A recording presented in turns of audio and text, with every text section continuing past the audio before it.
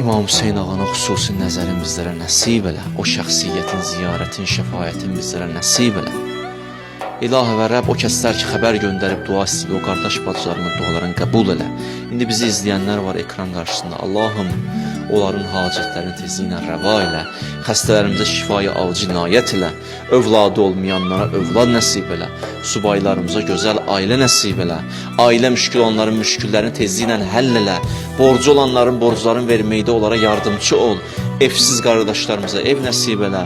İşsiz qardaşlarımıza iş nəsib elə. Sıxıntılı olan möminlərimizə İmam Musa Kazım hörmətinə özlərinə fərəc, ailələrinə səbr bəxş elə.